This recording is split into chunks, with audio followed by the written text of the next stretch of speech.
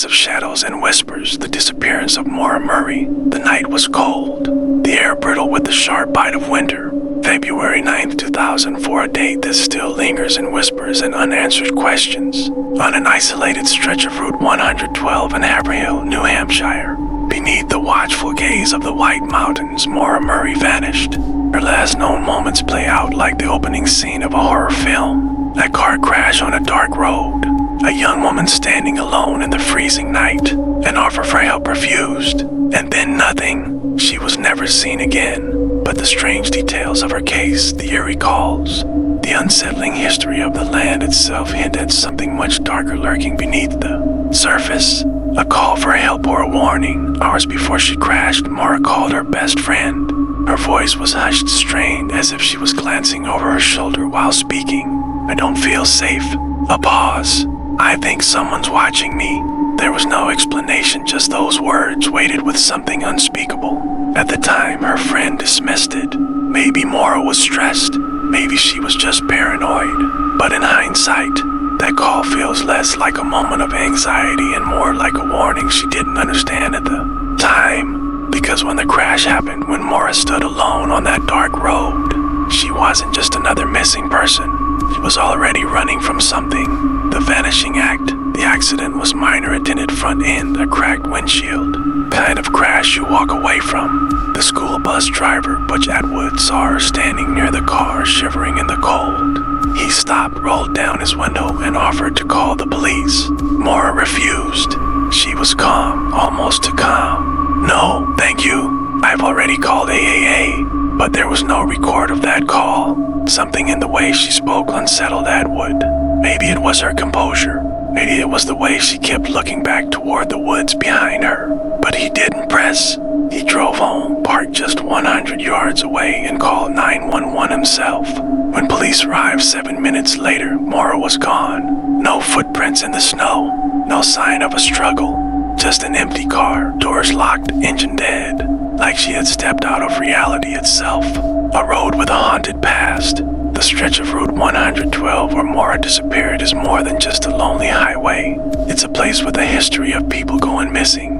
For centuries, Native American tribes spoke of spirits in the White Mountains, warning travelers not to stray too far from the beaten path. The legends tell of voices in the trees, luring people deeper into the darkness, until they were never seen again. Some believe in the Wendigo, a creature that stalks the lost and weary, preying on the vulnerable. Others talk about the missing 411 phenomenon, a pattern of people disappearing in remote wilderness, areas under bizarre, impossible circumstances. Locals claim there's something wrong with those woods. Even hikers, the ones who dare to venture deep into the White Mountains, report a strange silence, an unnatural stillness, like the forest itself is holding its breath. Some say they've felt watched, glimpsed shadows moving between the tree shadows that don't belong to any living thing. And Maura, she felt it too. The unsettling details, as police investigated, the mystery only deepened. No confirmed sightings of Maura after the crash. Not a single eyewitness. Not a trace of her footprints in the snow. An unknown man allegedly seen near the crash site.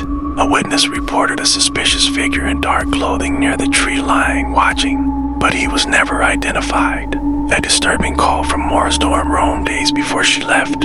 Her supervisor described hearing uncontrollable sobbing, but when asked what was wrong, Maura never answered. The chilling fact that other young women had vanished near Route 112 in the years leading up to Maura's disappearance.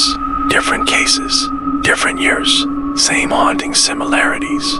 Was it an accident, a carefully planned escape, or was something else waiting for her in those woods? The final hours, at 7:27 p.m., police arrive at the scene. No sign of Maura. By 7:30 p.m., search dogs were brought in. The scent trail stopped abruptly in the middle of the road as if she had been picked up or taken. For days, helicopters and ground teams scoured the area. Nothing, not a piece of clothing, not a body, not a single clue. Just the car, just the absence of Maura. And then there was the strangest detail of all. When police reviewed Maura's computer history, they found that before she left campus, she had searched for directions to the White Mountains, but no one knows why. Had also packed her belongings, her school books, and even printed out an email to her boyfriend. Some say it meant she was planning to return, but she never did. Where did Maura go? One has seen or heard from Maura Murray in 20 years. Some believe she fled her life, escaping to start over under a new identity.